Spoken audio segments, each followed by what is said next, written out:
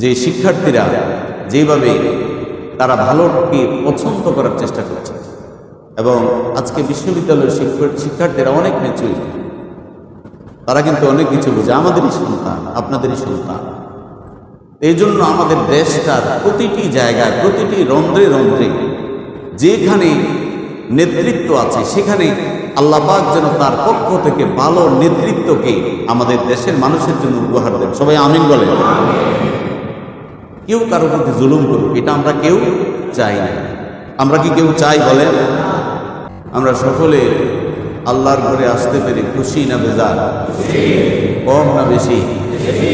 আবারও আমরা হৃদয়ের সবটুকুন ভালোবাসা উজাড় করে পড়ি আলহামদুলিল্লাহ।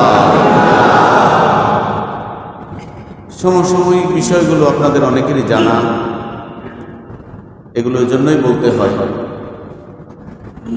যে দিনটা গতকাল ছিল আমাদের জন্য, ওই দিনটাতে আমি যা কিছু করতে পেরেছি, আজকের দিন যে আমার জীবনে আসলো, গতকালের তুলনায় আজকের দিনটা যেন আমার ভালো হয়, এটা মুমিন সব সময় চিন্তা করবে। গতকালের থেকে আজকের দিনটা আমাদের জন্য কি হবে? ভালো হবে। ভালো থাকবো, ভালো খাবো, ভালো করবো, এরকম জীবনটাকে আল্লাহ পাকের রঙে আমরা রঙিন করব ইনশাআল্লাহ। বলি ইনশাআল্লাহ। ভালো আমল দিয়ে আমরা আমাদের জীবনটাকে সুন্দর করে সাজাবো। আল্লাহ তাআলা তৌফিক নসিব করুক, আমিন বলেন। ওই দৃষ্টিকোণ থেকে বিগত একটি সপ্তাহের যে বিষয়গুলো আমাদের দেশ এবং বিশ্বব্যাপী যে বিষয়গুলো আমাদের সামনে উপস্থিত হয়, তার মধ্যে অন্যতম হচ্ছে নেপালের মধ্যে যেই ঘটনাটা ঘটে গেল, যে যারা মানুষের উপরে জুলুম করে, অত্যাচার করে, তারা কখনো চিরস্থায়ীভাবে ক্ষমতায় থাকতে পারে না। যারা মানুষকে ভালোবাসে, মানুষের কল্যাণ চায়, মানুষের অধিকার মানুষকে সঠিকভাবে দেয়, তাদেরকেই মানুষ কি করে? পছন্দ করে, ভালোবাসে। ঠিক কিনা বলে? কিয়ামত পর্যন্ত এই বিষয়টা থাকবে। যারা মানুষের অধিকার নিয়ে কাজ করবে, যারা মানুষের প্রতি জুলুম করবে না, অন্যায় করবে না, আপনি চাঁদাবাজি বলেন, মাস্তানি বলেন, রক্তচক্ষু বলেন, এগুলো কয়দিন? অল্প সময়। এগুলো অল্প সময়।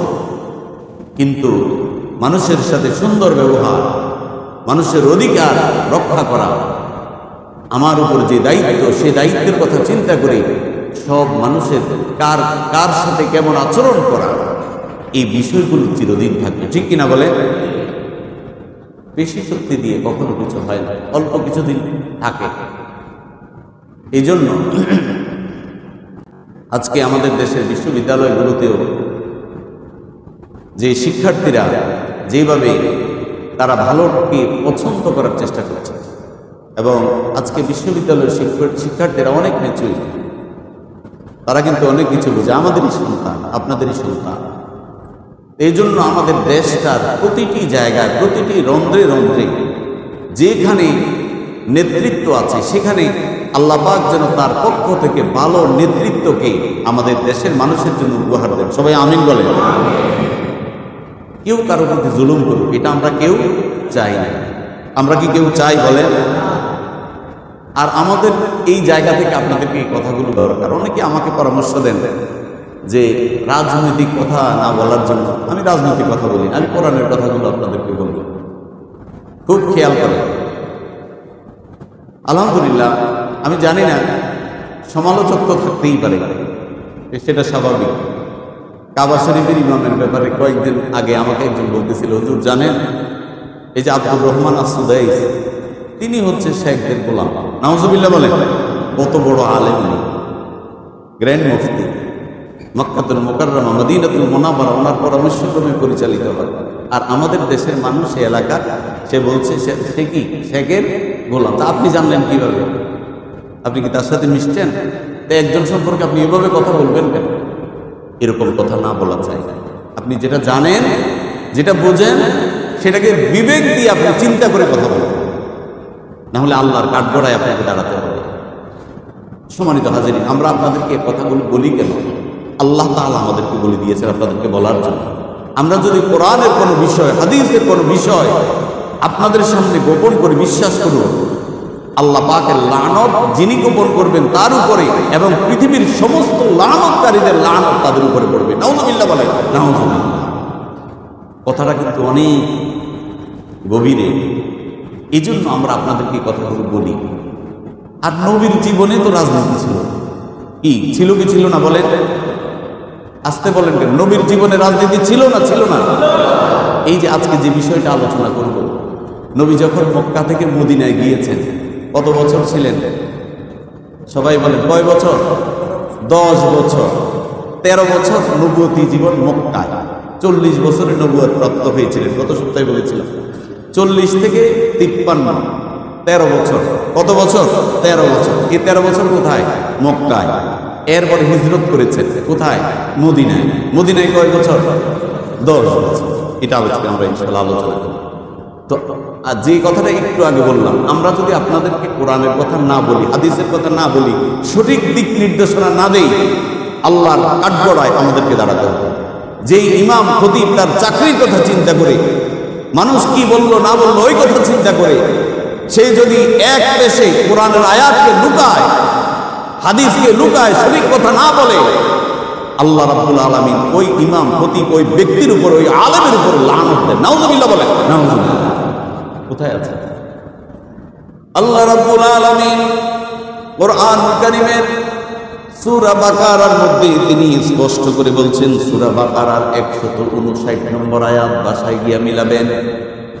সূরা বাকারার 159 নম্বর আয়াতের মধ্যে আল্লাহ রাব্বুল আলামিন বলছেন, ইন্নাল্লাযীনা ইয়াকতুমুনা মা আনজালনা মিনাল বায়্যিনাতি ওয়াল হুদা মিন বা'দি মা বায়্যানাহু লিন-নাসি ফিল কিতাব উলাইকা ইয়ালআনুহুমুল্লাহু ওয়া ইয়ালআনুহুমুল লাঈনুন। আল্লাহ রাব্বুল আলামিন সূরা বাকারার 159 নম্বর আয়াতের মধ্যে বলছেন, ইন্নাল্লাযীনা ইয়াকতুমুনা মা আনজালনা মিনাল বায়্যিনাতি ওয়াল হুদা, নিশ্চয়ই যারা গোপন করে, ইয়াকতুমুনা কাতাম, ইয়াকতুমুনা মানে নিশ্চয়ই যারা গোপন করে আমি যেসব বিস্তারিত তথ্য এবং হেদায়েতের কথা নাজিল করেছি। ইন্নাল্লাযীনা ইয়াকতুমুনা মা আনজালনা মিনাল বায়্যিনাতি ওয়াল হুদা, কোরআনুল কারীমের মধ্যে মানুষের জন্য, পৃথিবীবাসীর জন্য, আমি হেদায়েতের জন্য মানুষের কাছে যে বিষয়গুলো বিস্তারিতভাবে আমি বর্ণনা করেছি, যদি কেউ এই বিষয়গুলোকে গোপন করে, ইয়াকতুমুনা মানুষের কাছে না বলে, এগুলোকে গোপন করে, মানুষকে ভয় করে, আমার চাকরি থাকবে না, যাবে, এটাকে ভয় করে, এই সঠিক কথাগুলো যদি না বলে, আল্লাহ রাব্বুল আলামিন বলছেন, মিনাল বায়্যিনাতি ওয়াল হুদা মিন বা'দি মা বায়্যানাহু লিন-নাস, যেগুলো আমি মানুষের হেদায়েতের জন্য, মানুষের জীবন পথ চলার জন্য আমি স্পষ্টভাবে মানুষের জন্য বর্ণনা করেছি, যদি এটা কেউ গোপন করে, উলাইকা ইয়ালআনুহুমুল্লাহ, যেই ব্যক্তি বা যারা এই বিষয়গুলোকে, কোরআনের বিষয়গুলোকে, হাদিসের বিষয়গুলোকে, নবীর আনিত বিষয়গুলোকে কেউ যদি গোপন করে, আল্লাহ রাব্বুল আলামিনের পক্ষ থেকে ওই ব্যক্তির জন্য লানত। জোরে বলুন নাউযুবিল্লাহ। শুধু কি তাই আল্লাহর পক্ষ থেকে লানত? শুধু আল্লাহর পক্ষ থেকে লানত নয়, ওয়া ইয়ালআনুহুমুল লাঈনুন, এই পৃথিবীতে যারা লানত প্রাপ্ত